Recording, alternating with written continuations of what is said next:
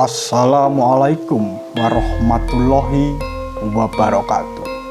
Kula nuwun saking ing ngarsa kula ngaturaken sugeng kepanggih malih dumateng para pecinta budaya, para kolektor pusaka tosan aji saha sedaya sedherek ingkang kinurmatan.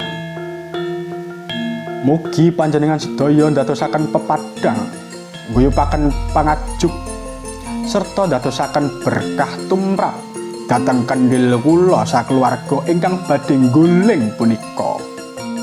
Ing dinten punika kita bebarengan nglestarekaken budaya leluhur kanthi nindakaken adicara pangenalan ugi pembabaran satunggal koleksi pusaka agung warisan asli Nuswantara inggih punika keris.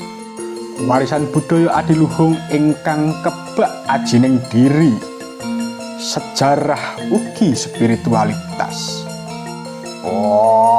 Dipun kawiwitan saking Warangka rumiyin. Warangka pusaka niki inggih punika Gayaman Yogyakarta ingkang dipun damel saking kayu timuhu lawasan. Riyasaning busana ngagem pendhok kemalu abrit. Salajengipun sumangga kita sesarengan pirsani wujuding pusaka kawiwit saking dapur lajeng pamor pusaka dumugi pungkasan tangguhing pusaka. Pusaka niki nggadhahi dapur inggih punika Megantara Ganja Wilut ugi pinaringan pamor wos wutah utawi beras wutah. Kageng kalengkap hiasaning pusaka sehingga saged nambahi kawibawaning pusaka punika. Lajeng tangguh pusaka inggih punika estimasi dipun tangguh Mataram. Tangguh Mataram satunggaling jaman keemasan ing ngendi kabudayan lan keris dhuwur martabatipun.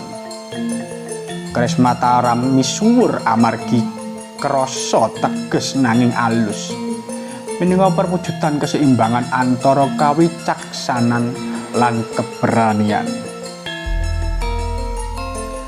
Keris punika boten namung pusaka lair, ananging uga leluri spiritual, pepundhen kang bisa dadi sesanding urip, piandeling rasa lan pengeling laku.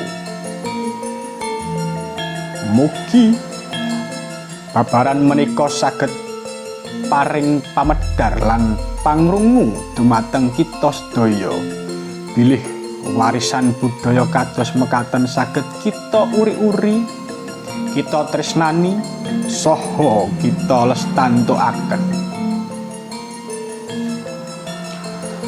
Hamba bilih sadulur wonten krentek ing ati kapengin nggadhahi pusaka niki, sumangga saged dipun alih rawat kalih nggantosaken mahar timang inggih punika 7.200.000 rupiah.